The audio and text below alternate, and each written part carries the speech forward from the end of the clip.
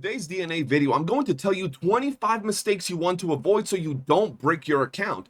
Don't worry, after this, the only thing that's going to be bricked up is you. So let's hop right in. Sweet venom going down your throat. Hurry up. Come closer. The first mistake you want to avoid is tiering up your commission manuals. As you can see right here, the green one is going to increase your commission rewards by 100%. And if you want to tier this up to blue, you're going to need 4 of them. But the blue only increases commission rewards by 200%, meaning you're missing out on quite a few rewards. If you want to tier up the blue to purple, you are going to get your bang for your buck because blue gives you 200% commission rewards, whereas the purple gives you 800. So this right here is a fair trade, but going from purple to gold, you're going to be missing out. The purple gives you 800% increase in commission rewards, whereas the gold gives you a 2000% increase in commission rewards. So once again, you'll be missing out on some materials and rewards. So at the end of the day, if you want to tier up blue to purple, that's fine. Anything else, you're wasting your materials. Next up is missing out on your weekly Mystic Mace reset and not actually doing it, because this right here can give you a ton of very good resources.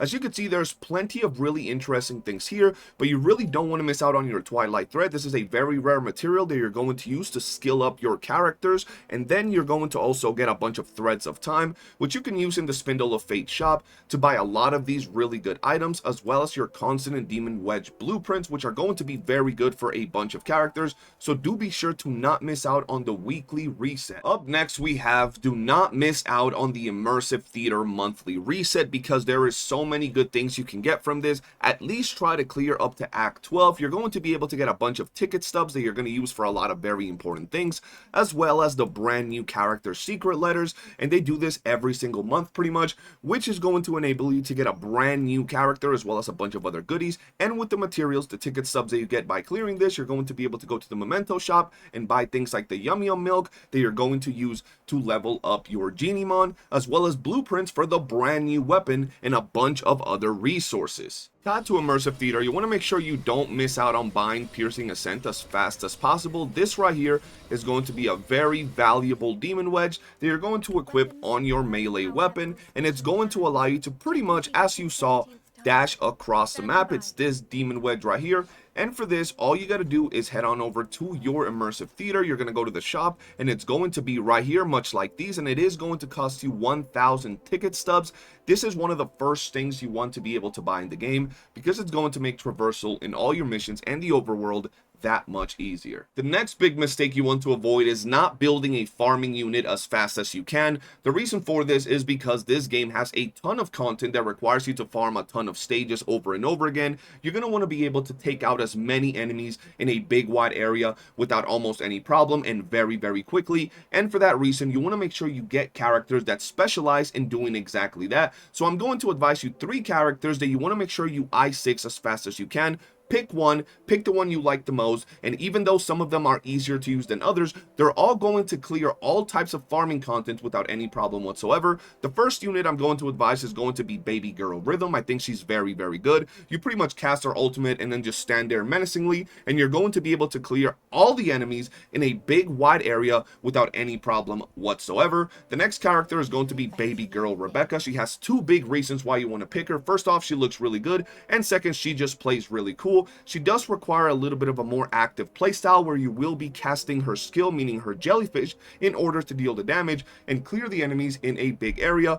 Nonetheless, she's still very good and very strong. And the next character is going to be Lynn. She is going to clear enemies in a big massive area. She is going to require, once again, a more active playstyle than Rhythm, but she's very strong and she's going to be able to clear everything without any problem whatsoever. This next one is something you also don't want to miss out on. Even though I'm like the worst person to tell you about this one, because I personally don't do it because I'm lazy, fishing is something you really want to do if you're trying to min-max your gains, because you're going to be able to get a bunch of rewards. Now, how do you fish? You go to a bunch of different areas and you pretty much cast your rod, and you're going to be able to get a bunch of different fish, and with these fish you can exchange them for angler tokens that you can use in the fishing shop, so you can buy the bait as well as a bunch of very valuable and very good items, and this is going to allow you to progress in the game that much faster. And once again, you don't want to miss out on these materials, and there's some things in here that I've already bought, but if you go out and check for yourself, you will see how valuable fishing in this shop actually is. Our next tip also has to do with fishing. You want to make sure you don't do too much fishing without having the at peace trait on your geniemon. Now, how do you go about getting this? It's quite simple.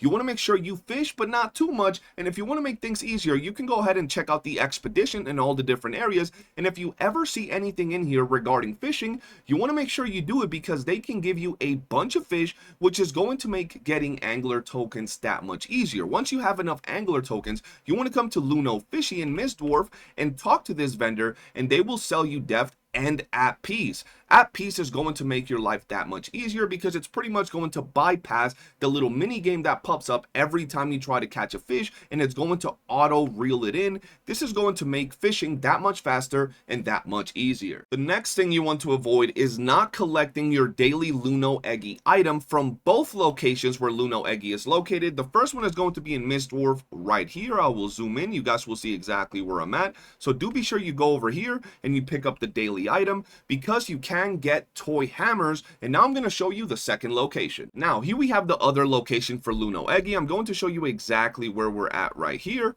so you do be sure to head on over and pick the item up as fast as possible, because this way, as you can see, you can get 2 toy hammers every day. And even if they're not toy hammers, you can also get dies, but at the end of the day, that's 2 locations you want to make sure you don't miss out on. For the next one, you want to make sure you don't miss out on your weekly chase runs, aka bounty commissions, because this is the only place currently that you're going to be able to get blueprints for prime demon wedges, and these are some of the best demon wedges in the game, as well as being some of the few demon wedges that at gold +5 are going to give you an instant stat boost over the purple +5 version of the same wedge. So you want to make sure you get these right away. On top of that, every time you do your runs, you're going to get this item called Fox Hunter's Canto that you can then use to exchange for an actual prime blueprint of your choice. And as you guys can see right here, we do have a time on these, which they will then reset and you can get new ones. So you want to make sure you're not missing out on anything regarding your chase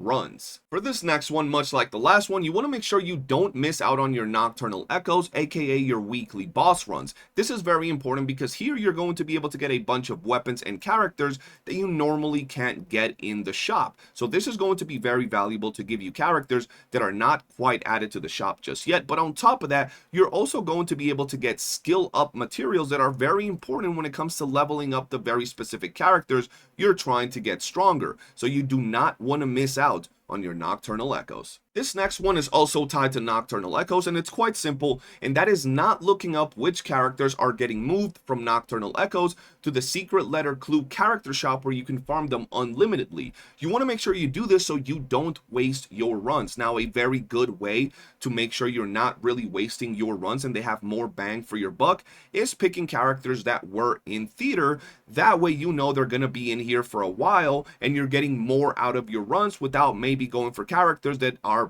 soon to get changed and added to the unlimited shop. This next one is pretty quick but very simple, and that is not buying all of the items from your weekly or monthly shops in the games. We've already talked about some of these, like Mystic Maze and Theater. There's also others like your fishing. You want to make sure you're buying all of your fishing lures every single week. These are going to be able to be used to give you a bunch of really good rewards, and there are several other shops and little things in the game that you want to make sure you're getting all of the items from to maximize your gain.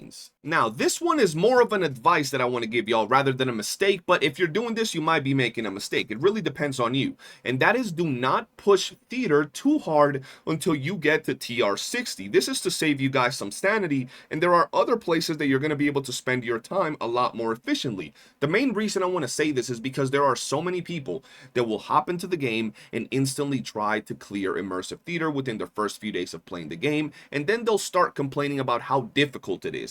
So you want to make sure you go out there, try to get to TR 60 or as high as possible. Not that you need to, but it's going to make things that much easier, and it's also going to give you an account that's a lot more prepared to tackle this content saving you sanity, and making sure that you're able to clear this without breaking a sweat. Now, that's not to say that if you're just joining the game and there's like 5-6 days on theater, you don't want to try to clear some stages to give yourself some rewards. You want to make sure you do that. Don't miss out. But we're considering that you've been playing in a brand new theater just hit. Make sure that you try to get to TR 60. Make sure you try to build your characters, because at the end of the day, you have about 26-27 days to actually clear immersive theater. So give yourself some time and prepare accordingly. That way you're not stressing out and complaining that it's too hard, that the devs suck, and that you can't beat it because there's power creep and all those things. So this is just to save you guys a little bit of sanity. For our next one, you want to make sure you're not grinding Mystic Maze for gold demon wedge blueprints before you get to trial rank 60. Now, the main reason you don't want to do this is that when you get to trial rank 60, you will unlock level 80 Mystic Maze, which is going to give you the ability to enable Abyss Ward Depth, which is going to give you a ton of bonus trace points. This is going to be very good when you come to the Spindle of Fate shop, because you will get a bunch of threads of time, way more than you would get ever before. This is going to make getting all of these things that much easier, and if you do it before, you're probably gonna burn it. This next one is pretty simple and direct, and that is do not target farm gold wings inspo or onslaught. Target farm duel and surge, and as a byproduct you will get the materials to craft your gold wings inspo and onslaught, as well as the materials to craft all of your griffins. This is pretty simple and pretty direct, and I feel that a lot of people often go and try to actually target farm these other wedges, and you end up burning yourself out and wasting time. Whereas if you go specifically to target farm your duel and surge, you will get all of the materials for these other wedges, and you're gonna make your grind a lot more effective and successful. The next one is pretty simple, and that is not getting the guaranteed Boxie Bros as soon as you can, and I really mean as fast as possible. The moment you're able to get to the locations where you have 2 guaranteed Boxie Bros, you want to make sure you instantly get them and you instantly equip them, because this little dude right here will make your grinding that much easier, giving you auto pickup range, XP gain from defeated enemies, and a chance to drop bonus loot. This is a very, very important thing that you want to do as fast as you can.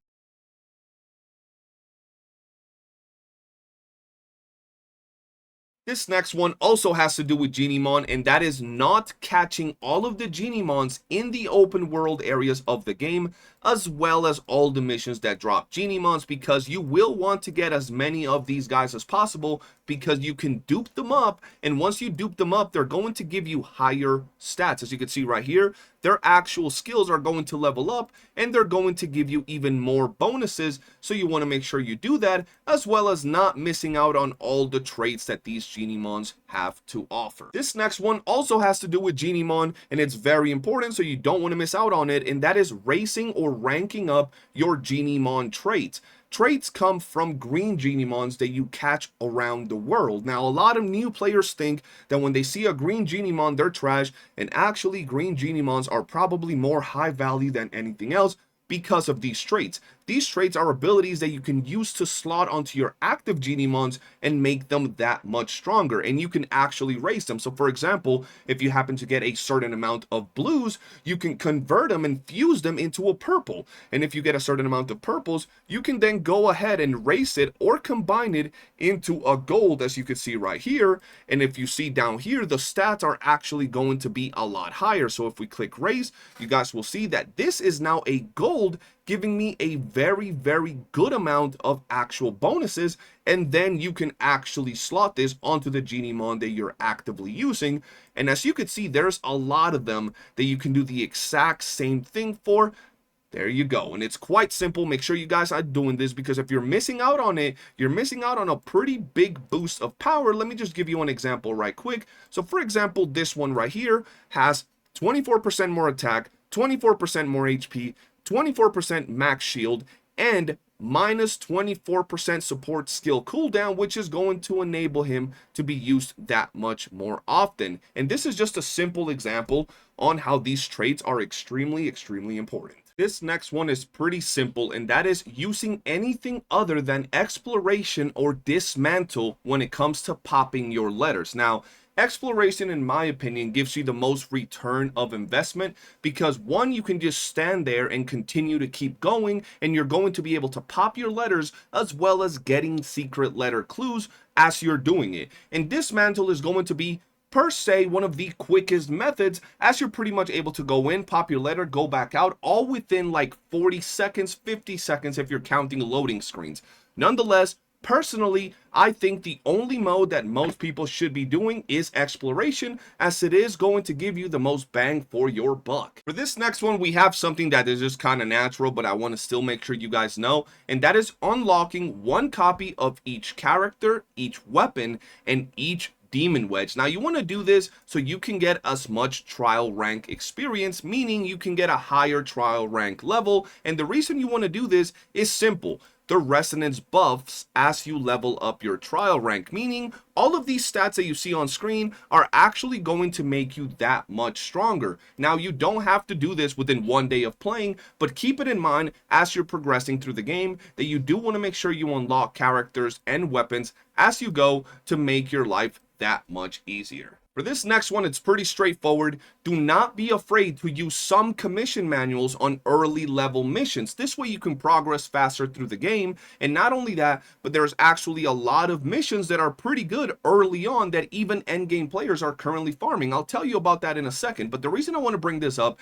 is because there's a lot of people out there with like 800, 1000, 1200 green commission manuals, and unless you got all the time in the world, you're really not going to be pretty much using all of them. And on top of that, we have already discussed how merging or tiering them up is not really a good option. And when it comes to missions, there are missions out here like, for example, level 50 defense, which is going to be very good, and you can absolutely use commission manuals here to get a little bit more of a bang for your buck. And there are other missions like that out there. Just do be sure you're not too scared to use some of them. You don't have to use them all, and you can absolutely save some of your commission manuals, but using some of these early on won't actually stop you from progressing, or it won't break your account. This next one is pretty straightforward and quite simple, but a lot of new players don't know that, and that is take advantage of elemental advantage. Damage from advantaged element is increased by 400%, while damage from non-advantaged element is reduced by 50%. This is pretty straightforward. If you're doing a mission where the enemies are a certain element, bring the element that deals more damage to them. Quite simple. So let's say you're doing a hydro mission where the enemies are going to be hydro, you bring an electro character. Pretty damn simple. Let's say you swap on over to pyro enemies, you bring in a hydro character. Pretty simple. You're going to be able to do more damage and clear a lot faster. For this next one, we had to remove my camera, but this is a big mistake that a lot of new players make, and that is not saving your Twilight Tread. These items are extremely rare. We only get a limited amount of these every week or every month. So you want to make sure you're saving these for the exact abilities on the characters that you want to make sure you min-max to get the most out of your units. Now, you can go ahead and put these on your main characters, but make sure you're investing them on the actual skill or ability that is going to give you the most return of investment. And do be sure to save them for characters that you know you're going to be using constantly. For this next one, we have one that's pretty straightforward, and that is not selling materials that you have extra hundreds or thousands of in your inventory. If you're someone like me and many others that consistently runs exploration and many other missions, you will have hundreds, if not hundreds of thousands of extra materials that you're not really going to use, and you can actually sell some of these to get yourself some quick and extra cash if you're not feeling like running maze, for example, or excavation. And oftentimes, you might not know, but you might have several millions just hanging out and chilling in your inventory. As you can see right here, I have a ton of these resources, and I'm not selling all of them. I'm only selling a little bit of each one of these, and let's go ahead and sell them. And as you guys can see right here, we're getting a hefty amount, and this doesn't even scratch the surface when it comes to the actual materials that I have. I still have thousands of them, and I'm not gonna sell them all. I could sell a lot of them, but I'm not going to be selling them all, simply because I still want to have them in case there's something later down the line. But you can actually go ahead and sell a few hundred or thousands of them, and it won't even make a dent. You won't even notice them. But what you will notice is that nice little increase in your coins. This next one is pretty straightforward because I'm tired of your shit. I had to add it here, and that is not getting introns on your Psyche, because somehow, some way, you guys think that Intron 2 is going to break your Psyche, break your account, and force you to reroll. No, guys, actually, Intron 2 is pretty good. You just gotta keep playing your Psyche, keep getting her introns, and keep making her better. There's absolutely nothing wrong with getting introns on your Psyche. And now, guys, this next one, it's absolutely the biggest mistake you can possibly make in Duet Nadabiz. This one right here can actually break your account, and that is not watching or listening or hanging out with Skull CJ on his videos or stream, because this dude will give you the best tips, best videos, best advice, best community, and everything regarding Duet Nadabiz. But now, in all seriously, guys, I do hope you've enjoyed the video. I appreciate y'all for watching. If you guys have more ideas, let me know in the comments section below. I really wanted to drop this video to help out new players joining Duet Nadabiz in 2026, so they know what things to do, what things not to do, and how they can progress through the game a lot easier. So if you've enjoyed it or you want to support DNA, do be sure to hit that like button, subscribe, turn on bell notifications, and I will see you guys on the next one. Peace.